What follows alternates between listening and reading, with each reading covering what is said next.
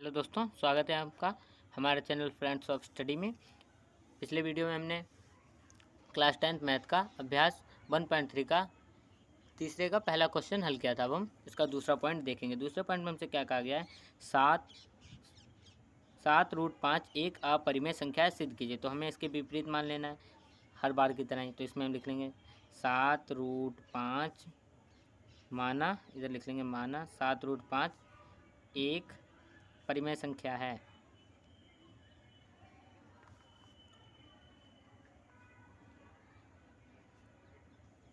अब हमने क्या लिखना है, परिमेय संख्या की परिभाषा के अनुसार। अगर हमने इसको परिमेय संख्या माना है तो इसके अंदर परिमेय संख्या के रूप में भी तो इसको लिख के देखेंगे। तो इसीलिए लिखेंगे परिमेय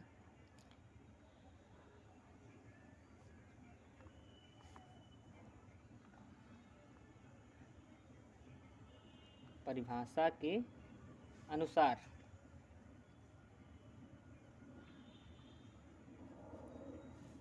तो हमारा ये क्या है, 7√5 इज इक्वल टू, ये किसके परिमेय संख्या को किस रूप में लिखते हैं, ए बटा रूप बी के रूप में। ये चीज़ आपको अच्छे से समझ आ गई होगी क्योंकि पिछले क्वेश्चन में हम ये कर चुके हैं और मैंने अच्छे से पिछले क्वेश्चन में समझाया भी था। तो जहाँ इसको हम ए बटा बी के रूप में लिख सकते हैं। अब जहाँ ए कॉमा बी पूर्णांक हैं, सॉरी ए और बी सहभाज्य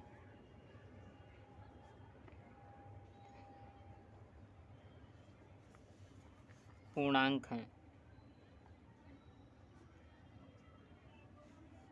जहाँ वह v 0 के बराबर नहीं होता।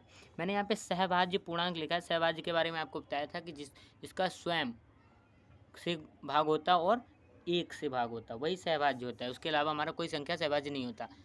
जैसे कि हमारी संख्या 5 है, वो 1 गुणे 5, अगर हम 5 को 1 की गुणा 5 से करेंगे तो हमें या तो 5 मिल जाएगा या तो 5 स्वयं से कटेगा, 5 × 5।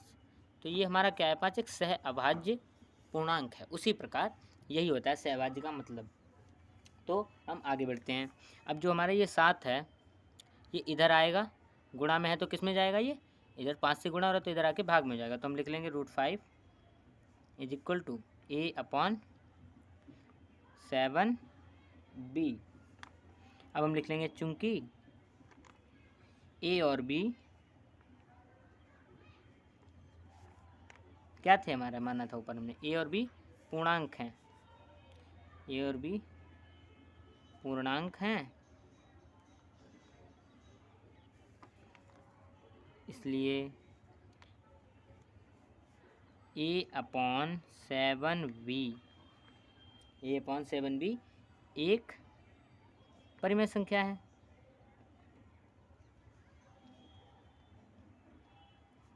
ए और बी एक परिमेय संख्या है, इसलिए √5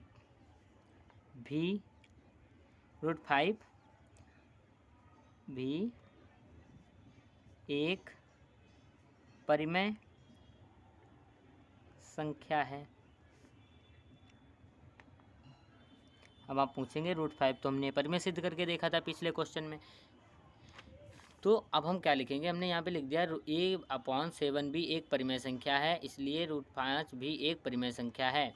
अब इसके बाद हम लिखेंगे, आपको पता है कि √5 एक अपरिमेय संख्या है, ना कि परिमेय। परिमेय तो है ही नहीं है, परिमेय है तो हम लिख देंगे, जो कि गलत है। भाई गलत कैसे, ये तो एक अपरिमेय संख्या है ना, हमने लिखा परिमेय है, तो बात तो वही आ गई। हमने कहा √5 पे एक परिमेय संख्या जो कि गलत है। ये बात हमारी गलत साबित हो गई कि √5 एक परिमेय संख्या है, ये तो गलत है ना। √5 तो एक अपरिमेय संख्या है, इसीलिए जो कि हमने लिख दिया गलत है या असत्य है। तो हम लिखते हैं, इसलिए हम जानते हैं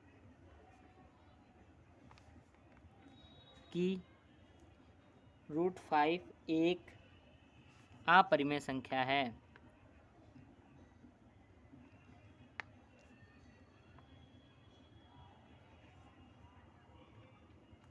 अतः हमारी कल्पना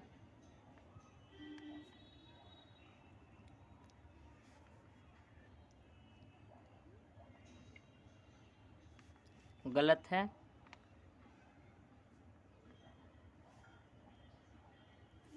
इसलिए 7√5 एक अपरिमेय संख्या है।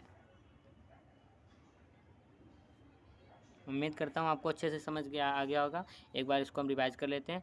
हमें क्या सिद्ध करना था, 7√5 एक अपरिमेय संख्या है। तो अपरिमेय हमें सिद्ध करना है, तो हमने उल्टा उसके माना विपरीत परिमेय माना। तो हमने लिखा माना 7√5 एक परिमेय संख्या है। अब परिमेय संख्या की परिभाषा क्या कहती है कि हम जिन संख्याओं को a/b के रूप में लिख सकते हैं, जहाँ a और b पूर्णांक हैं और b 0 के बराबर कभी नहीं है, तो वो परिमेय संख्या होती है।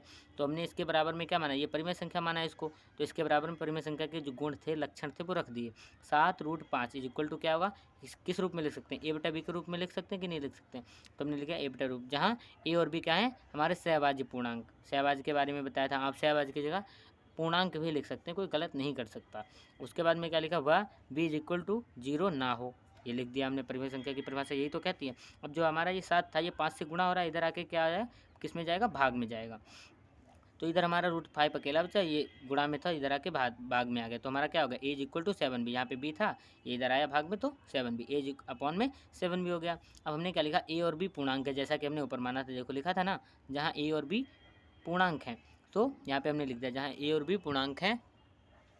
उसके बाद हमने क्या लिखा, a/7b एक परिमेय संख्या है, ठीक है, a/7b एक परिमेय संख्या है। √5 भी एक परिमेय संख्या जो कि गलत है, अर्थात ये दोनों गलत हो गए ना हमारी बातें, ये भी परिमेय नहीं है, ये भी परिमेय नहीं है, तो हमारी ये तो परिमेय है, एक a/7b एक परिमेय। तो आगे हमने क्या किया, हम जानते हैं कि √5 एक अपरिमेय संख्या है, अतः हमारी कल्पना गलत है। तो हमारा 7√5 एक अपरिमेय संख्या ही होगी।